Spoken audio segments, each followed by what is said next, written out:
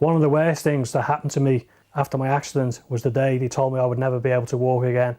It was horrendous, devastating. If you take risks on site, it might be you next.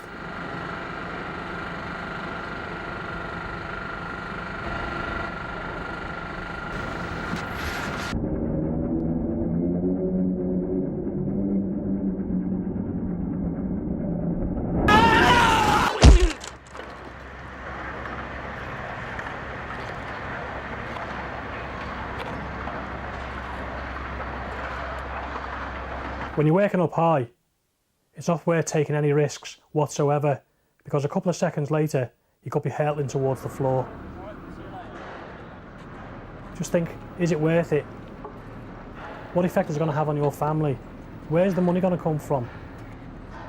Do you really want your kids to grow up without a father? That's the reality.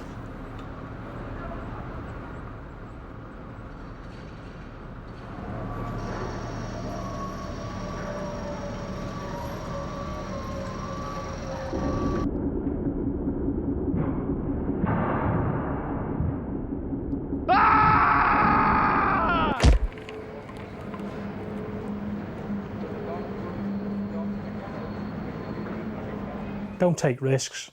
It's just not worth it.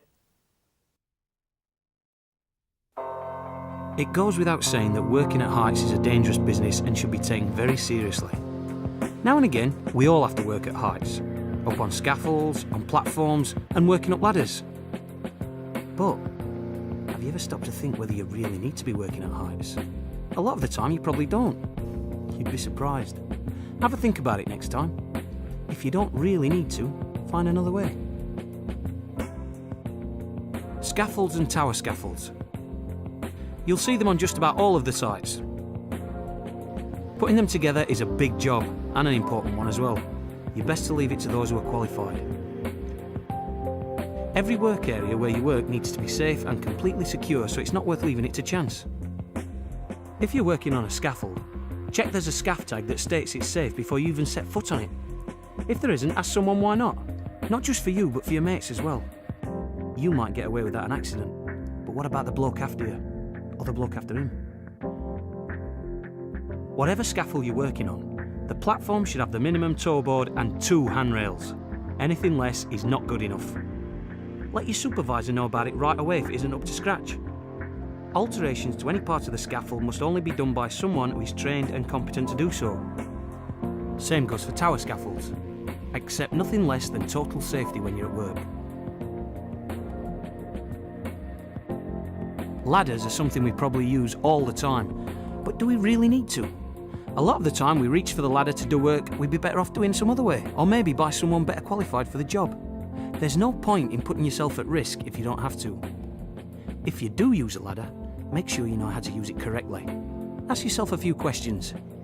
Have you made it safe to use? Is it long enough for the task?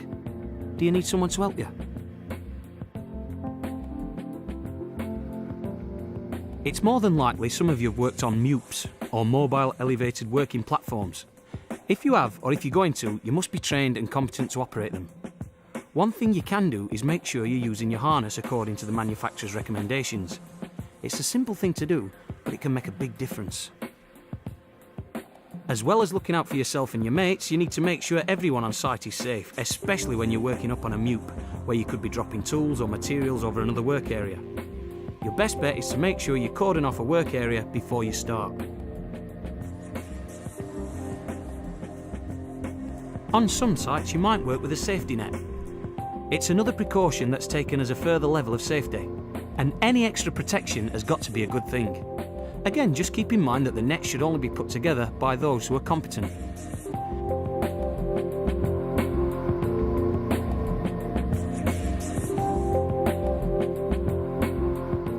You always see excavations around the sites.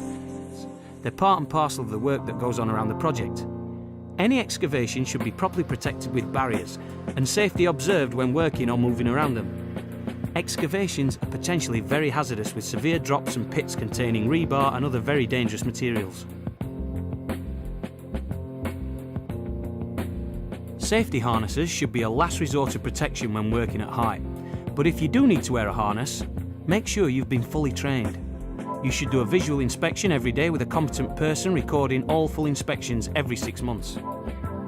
If there's an emergency and you've fallen, it's estimated you'll have about 10 to 15 minutes before it becomes life-threatening and the harness begins cutting off your blood supply. You need to act fast but safely if you see someone fall. Make sure you know how to effect a successful rescue plan and move quickly. If you don't know what your rescue plan is, ask your supervisor. Your mate's life might depend on it. Make sure you're happy with every part of your harness and where you're going to be fixing it onto your workplace. Know where your clipping on points are. Are they stable and secure? Working at height kills more people each year in the construction industry than any other workplace accident. So remember, your safety is the #1 priority. It's easy to let a few things slip sometimes. Maybe you thought you didn't need that harness. Maybe you should have asked your mate to help you out with that ladder. It's not just your life you're affecting. It's the life of your family, your mates. Don't take the risk.